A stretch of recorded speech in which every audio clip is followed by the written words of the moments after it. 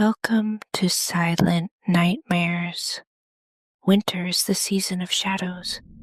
The nights grow long, the fires burn low, and the old stories rise again.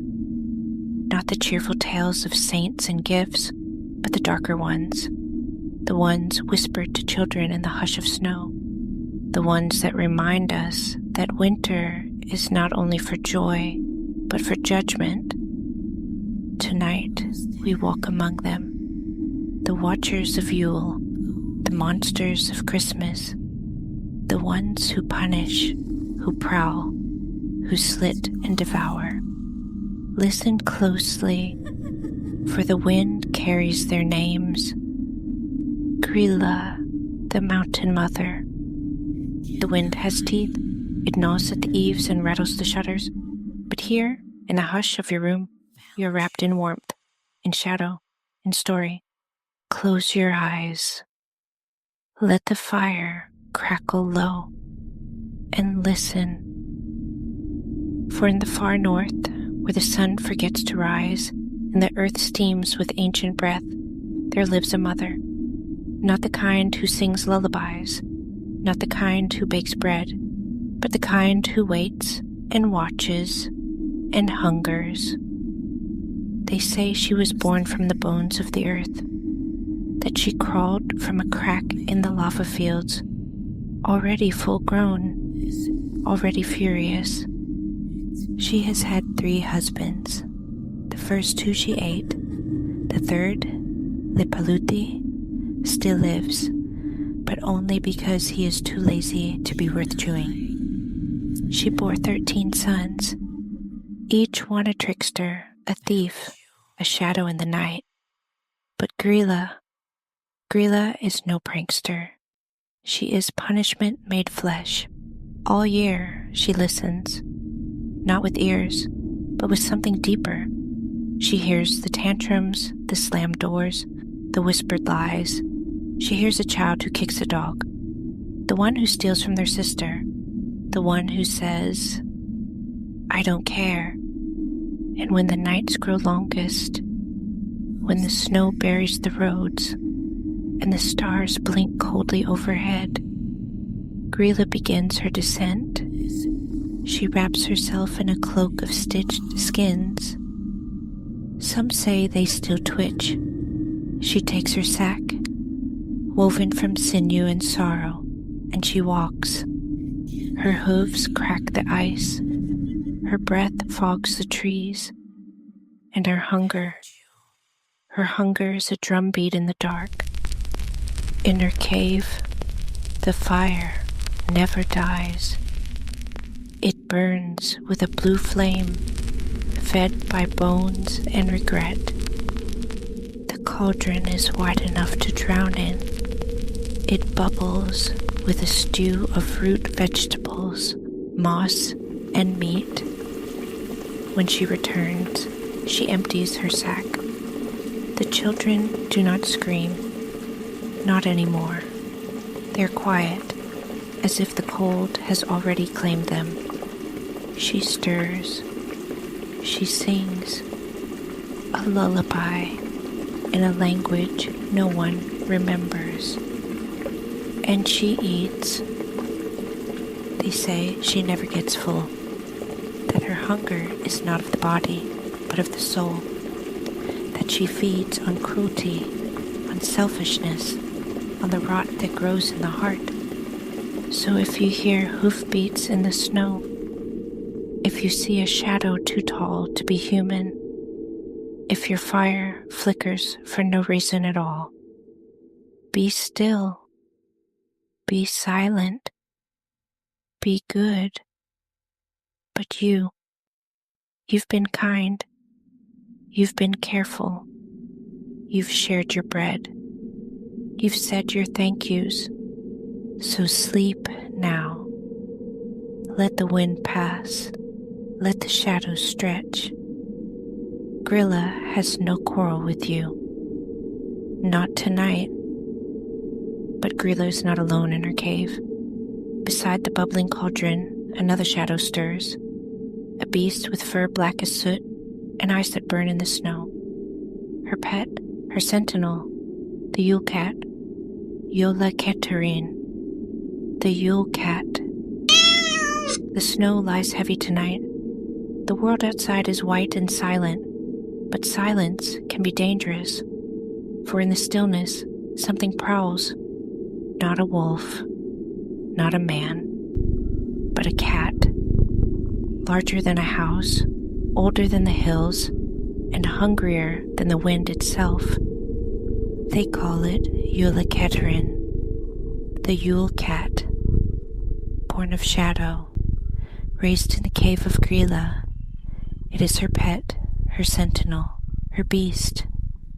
Its fur is black as soot, its claws sharp as sides, and its eyes burn like lanterns in the snow. The Yule Cat does not hunt mice. It hunts people, and it hunts for one thing alone: the poor, the forgotten, those who have no new clothes at Christmas. When the bells ring and the fires burn low, the Yule Cat slips from the cave. Its paws make no sound. Its breath is frost. Its tail lashes like a whip in the dark. It prowls the villages, sniffing at doors, peering through windows, searching for those who have no new clothes to wear. A shirt, a scarf, a pair of socks. Any gift of cloth will do. But if you have nothing, if you are forgotten, if you are poor, the Yule Cat knows. Its whiskers twitch, its claws scrape the snow, and with a leap as silent as falling ash, it pounces. The unlucky are dragged into the night, their cries muffled by the storm. No one dares follow, no one dares fight, for who can battle a beast the size of a barn, with eyes like burning moons? Back in Grilla's cave, the fire hisses, the cauldron bubbles, and the Yule Cat feasts. Its teeth crack bones, its tongue laps blood, and when it is done, it curls beside the hearth, purring like thunder, waiting for the next night's hunt. So the people of Iceland learned. They gave clothes at Christmas, not for warmth, not for vanity, but for survival. A new pair of mittens, a scarf, a shirt, anything to keep the Yule Cat away. And even now, they say the tradition lives, that gifts of clothing are not kindness, but protection. So sleep now, pull your blanket close, and remember, if you wake to glowing eyes at your window, if you hear claws scratching at the door, show the beast your new clothes, hold them tight, and pray it is enough. For the Yule Cat is hungry, and hunger never sleeps. And yet, beyond Iceland's frozen fields, another figure walks the winter nights. Not a beast, but a woman veiled in shadow, her knife gleaming like ice. They call her Frau Perchta. Frau Perchta, the belly slitter. The snow is deep in the Alps. The bells of the villages are muffled, and the mountains loom like silent judges. But in the shadows, a woman walks. A woman with a face hidden by a veil, and a knife hidden in her hand. They call her Frau Perchta, the guardian of Yule, the punisher of the lazy, the belly splitter. Long ago, she was a goddess, a spirit of the harvest, a keeper of the hearth. But as the centuries turn, her kindness soured. Her name became a curse whispered in winter. Now she walks the 12 nights of Christmas, seeking those who have failed in their duties. The idle, the greedy, the ones who do not spin their flax, who do not keep their homes, who do not honor the season. She enters silently. Her veil drifts like smoke. Her footsteps make no sound. And when she finds the guilty, she does not scold. She does not warn. She takes her knife, sharp as ice, and slits their belly open. She pulls out the organs, the greed, the laziness, the rot, and she stuffs the hollow body with straw and stones, a puppet of punishment, a husk of what once was. The good, however, she rewards, a silver coin in the shoe, a blessing whispered in the dark, a promise of fortune for the year ahead. So the people learned. They worked through the winter nights. They spun their flax. They kept their homes clean. They honored the season with care and devotion. For Frau Perchta sees all, and she judges without mercy. So sleep now. Keep your hearth warm. Keep your spirit kind. And if you hear the rustle of a veil in the night, if you feel the cold kiss of steel at your belly, pray you have been diligent. Pray you have been good. For Frau Perchta rewards the worthy and punishes the rest.